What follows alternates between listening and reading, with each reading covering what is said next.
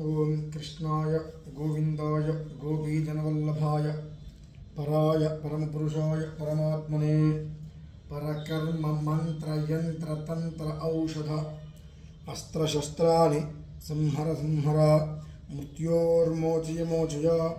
ओम नमो भगवते महासुदर्शनाय दीप्त्रे ज्वालापरीताय सर्वदिक्षोभरघराय हुं फट् ब्रह्मणे परं ज्योतिषे सहस्रारहं फट् स्वाहा। भारतीय शंकरपीठं भक्तुలకు అశేష ప్రేక్షకులకు శుభాభివందనాలు శుభాశీస్సులు। మనం ఈ మధ్యన గత కొన్ని రోజుల క్రితం సంతాన వేణుగోపాల స్వామి వారి యొక్క సాలగ్రామం గురించి మనం మాట్లాడుకోవడం జరిగింది। స్త్రీలు పురుషులు ఎంతో ఆశతో ఎదురు చూసేటువంటి సంతానం అమ్మ నాన్న అనేటువంటి పిలుపు కోసం ఎంతగానో ఎదురు చూస్తూ ఉంటారు। ఆ పిలుపు అనేక కారణాల వల్ల దక్కక ఎన్నో మానసికంగా ఆవేదన అనుభవిస్తూ ఉంటారు। కొంతమందికి కార్యకారణముల వలన గర్భం అందకపోవటము, మరికొంతమందికి చాలా ఆలస్యం అవ్వటము, గర్భస్రావం అవ్వటం అనేటువంటివి జరుగుతూ మాతృస్థానానికి నోచుకోలేక ఎన్నో సమస్యల్ని ఇబ్బందుల్ని అనుభవిస్తూ ఉన్నారు। అటువంటి వారందరూ కూడా సంతాన వేణుగోపాల సాలగ్రామాన్ని ఆరాధించినట్లయితే చక్కటి సంతానం కలుగుతుంది అని పూర్వం మనం చెప్పుకోవడం జరిగింది। 5వ తారీఖు అష్టమి నుండి పౌర్ణమి వరకు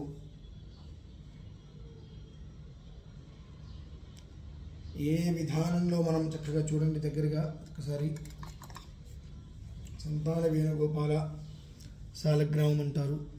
1 2 3 4 5 6 7 8 9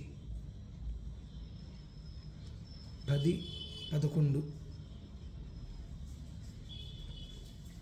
మొత్తం 12 రంధ్రములు దీనికి ఉన్నాయి।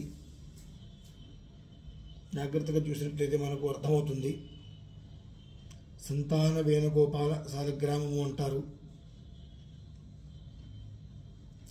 మనకు సంతానానికి సంబంధించినటువంటి ఏదైనా దోషాలతో ఇబ్బందులు అనుభవిస్తున్నప్పుడు సంతాన వేణుగోపాల సాలగ్రామాన్ని మనం ఆరాధించవలసింది।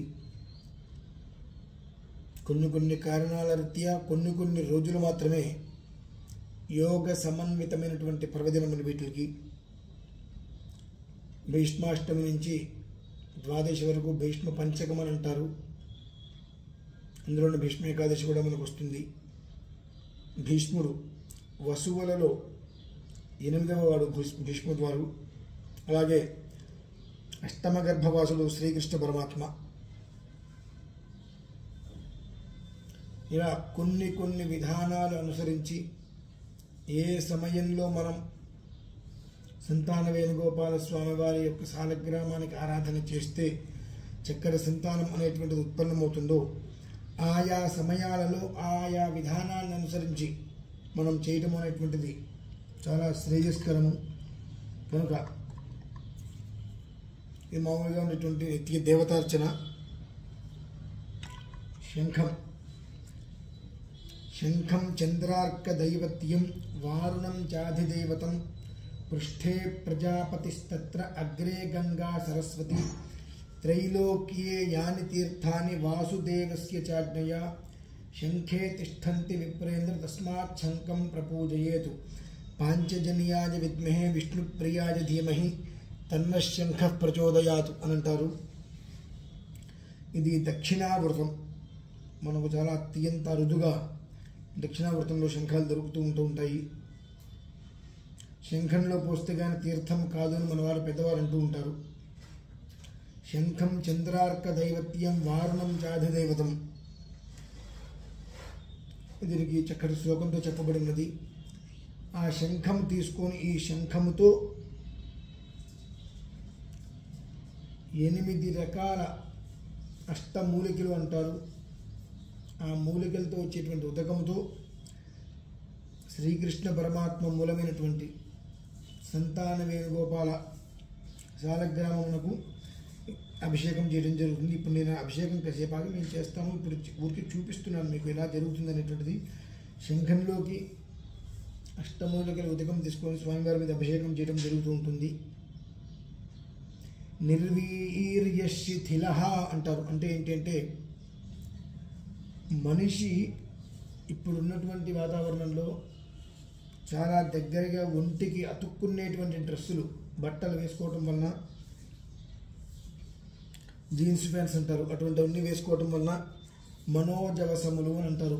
ఆ మనోజవసములకు విపరీతంగా వేడి తగిలి అవి నిర్వీర్యులు అయిపోతాయి, నిర్వీర్ణులుగా అయిపోతుంది. అది ఎప్పుడైతే కనుక అందులో శక్తి చనిపోయి నిర్వీర్ణ స్థాయికి దిగుతుందో ఆ సమయం నుండి సంతానం అనేటువంటిది చాలా దూరం అయిపోతుంది, దొరకదు.